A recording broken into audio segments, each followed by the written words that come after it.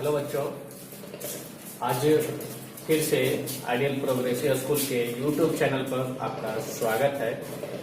मैं क्लास 10 के से पहले जीव विज्ञान में 2 भाग बताए थे। आज तीसरा भाग बताएंगे, वो है श्वसन। मीन्स श्वसन क्या है। तो पिछले बार भी हम परिभाषा आपको बताए थे कि शरीर के बाहर से ऑक्सीजन को ग्रहण करना और कोशिकीय आवश्यकता अनुसार उसे उपयोग करना श्वसन कहलाता है। बहुत सारे जीव हैं जो श्वसन की क्रिया में ऑक्सीजन का उपयोग करते हैं, क्योंकि वो ग्लूकोज को विखंडित करने के लिए करते हैं। जानते हैं कि जो भी हम भोजन यूज करते हैं, उपयोग करते हैं, सभी में से ग्लूकोज प्राप्त होता है और उस ग्लूकोज को विखंडित करने के लिए ऑक्सीजन का उपयोग करते हैं और ग्लूकोज विखंडित होकर कार्बन डाइऑक्साइड और ऑक्सीजन में परिवर्तित होता है, रूपांतरित होता है। कुछ जीव जो है ग्लूकोज का विखंडित करने के लिए ऑक्सीजन के अभाव में ही कर देते हैं। तो आइए आपको हम बताते हैं कि पूर्ण जो है ग्लूकोज का विखंडित कैसे होता है। आप देख सकते हैं, कुछ हमने लिखे हैं, ठीक है।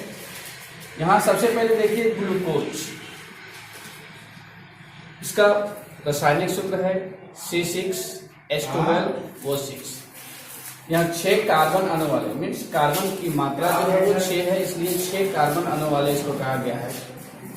ये कोशिका द्रव में ये होता है पायरुवेट, ये विखंडित होकर पायरुवेट होता है। अब देखिए यहाँ पायरुवेट का जो है विखंडन 3 रूप से हुआ है। 3 रूप से हुआ है। पहला है ऑक्सीजन की अनुपस्थिति, मीन्स वैसी क्रिया या वैसी श्वसन लेने की क्रिया जिसमें ऑक्सीजन अब्सेंस हो, और ये जो है ईस्ट जैसे कुछ बैक्टीरिया में होता है, जहां से इथेनॉल का निर्माण होता है C2H5OH प्लस कार्बन डाइऑक्साइड और ऊर्जा। तो वैसे श्वसन जो ऑक्सीजन की अनुपस्थिति में होता है उसे हम अवायवीय श्वसन कहते हैं, एनएरोबिक रेस्पिरेशन। फिर से समझ लीजिए कि वैसे श्वसन जो ऑक्सीजन की अनुपस्थिति में होता है उसे हम अवायवीय श्वसन कहते हैं। अब सेकेंड देख लीजिए, ऑक्सीजन का अभाव। ये पेशी कोशिका जो हमारे मांसपेशी कोशिका में होता है, जब पायरुवेट का विखंडन ऑक्सीजन के अभाव में होता है तो यहाँ लैक्टिक अम्ल और ऊर्जा का निर्माण होता है। आप जानते होंगे कि हमारे मांसपेशी में थकान हो जाती है, हमारे मांसपेशी थक जाते हैं। कब थकते हैं? जब लैक्टिक अम्ल ज्यादा हो जाता है। जब लैक्टिक अम्ल ज्यादा होने के कारण और ऑक्सीजन का अभाव होने के कारण मांसपेशियां में थकान उत्पन्न होती है। तो तीसरा ऑक्सीजन की उपस्थिति, ये माइटोकॉन्ड्रिया में होता है।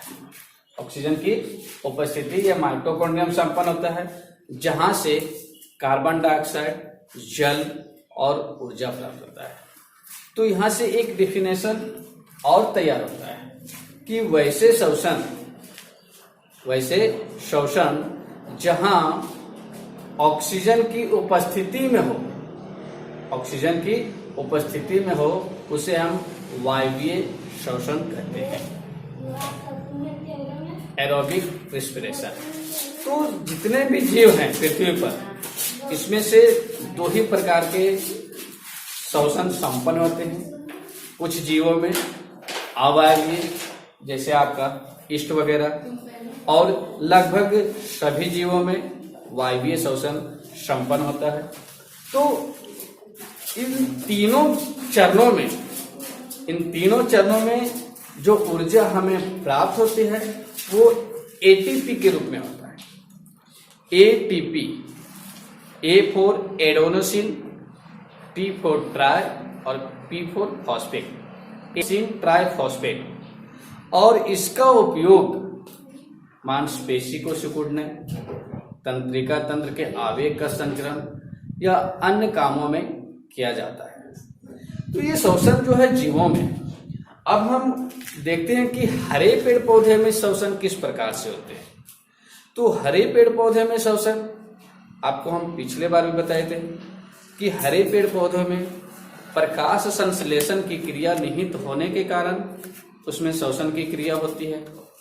आप देखते होंगे कि जब पेड़ पौधों में रात में प्रकाश संश्लेषण नहीं होती तो उस दौरान केवल कार्बन डाइऑक्साइड का ही आदान प्रदान मुख्य कारक होता है। लेकिन दिन में जब प्रकाश संश्लेषण की क्रिया घटित होती है, और ये घटित कैसे होती है, क्योंकि हरे पेड़ पौधों की पत्तियों में छोटे छोटे छिद्र होते हैं जिसे हम स्टोमेटा कहते हैं, हिंदी में उसको रंध्र। इन रंध्र से प्रकाश संश्लेषण की क्रिया निहित होती है और दिन में प्रकाश संश्लेषण के दौरान कार्बन डाइऑक्साइड का कार्बोहाइड्रेट में अपचयन होता है और उसके कारण जो है ऑक्सीजन तैयार होता है। इसी प्रकार से अगर हम जलीय जंतु के विषय में भी देखते हैं तो जलीय जंतु जो है, अब उदाहरण लेते हैं मछली में श्वसन की क्रिया किस प्रकार से निहित होती है। आप देखते होंगे मछली जब सांस लेते हैं, उनके गलफड़े में जो गिल होते हैं, गिल के मदद से वो ऑक्सीजन ग्रहण करते हैं। जल में रहने वाले, क्योंकि जल जो है दो तत्वों से मिलकर बना होता है, हाइड्रोजन और ऑक्सीजन। अब मछली में जो गिल है, इनमें कुछ प्राकृतिक संरचना होने के कारण ये ऑक्सीजन को अपने शरीर के अंदर ग्रहण कर लेते हैं, जबकि हाइड्रोजन को बाहर कर देते हैं। अब देखते होंगे कि पानी में जो है बुलबुले नजर आते हैं। क्यों? क्योंकि जब मछली सांस लेते हैं उस दौरान जो हाइड्रोजन निरंतर बाहर होते रहता है और वही हाइड्रोजन जो है, उसी हाइड्रोजन के बुलबुले हमें पानी में नजर आते हैं।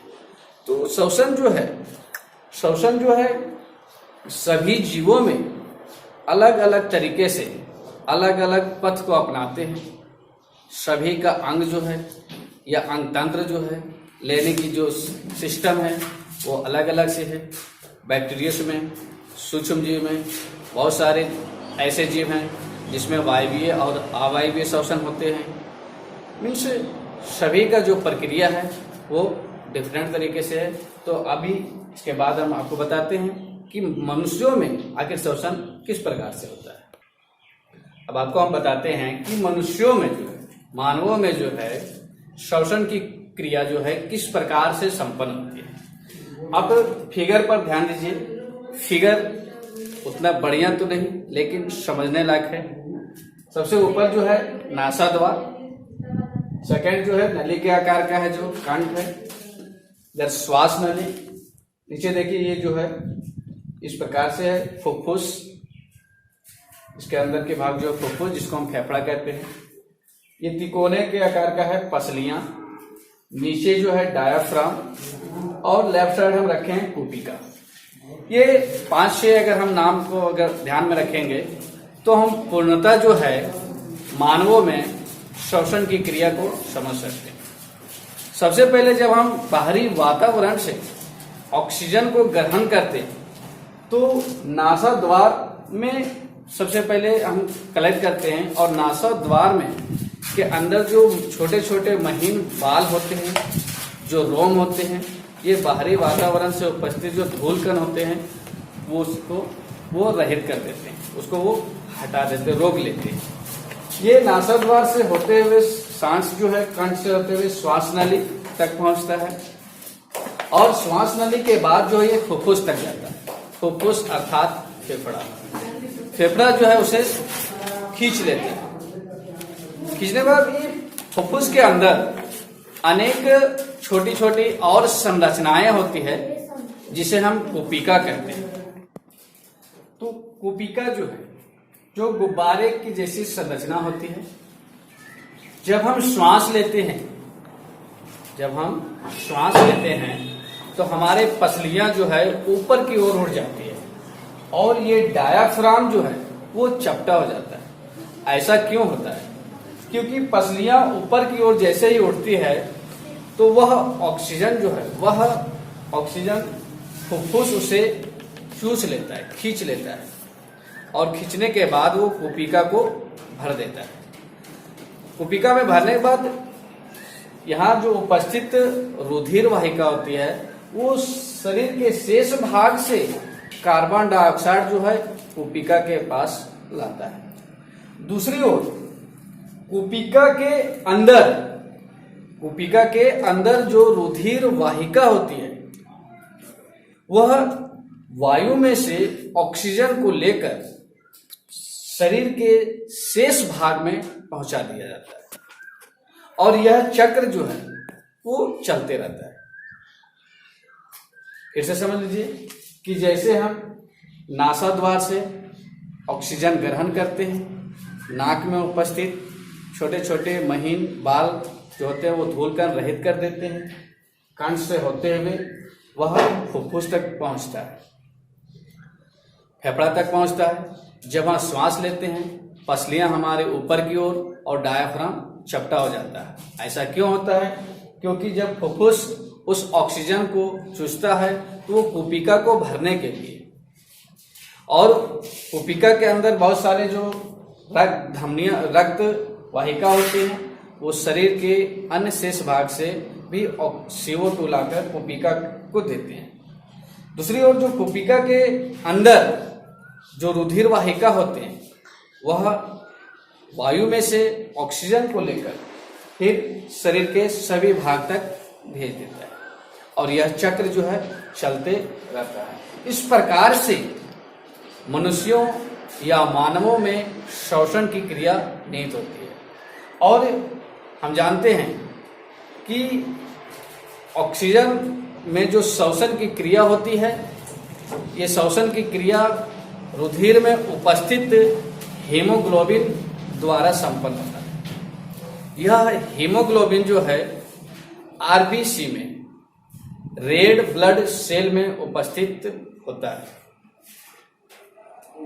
और उसी हीमोग्लोबिन के कारण भी जो है आरबीसी का जो कलर है वो रेड होता है। ब्लड का जो रक्त के जो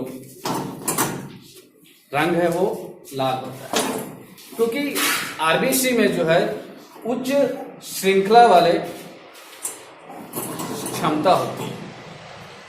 इसके अलावा कार्बन डाइऑक्साइड जल में अधिक विलय होने के कारण, कार्बन डाइऑक्साइड जल में अधिक विलय होने के कारण उसका परिवहन जो है वो जलीय रूप में आसानी से होता है। तो इस प्रकार से हम सभी जीवों में और मनुष्यों में श्वसन की क्रिया जो है वो संपन्न होती है। इसके बाद जो अगले वीडियो में हम आपको बताएंगे वह वहन बताएंगे कि वहन जो है सजीवों में किस प्रकार से होता है और पौधों में भी वहन जो है वो किस प्रकार होता है। तो आज के लिए इतना ही, धन्यवाद।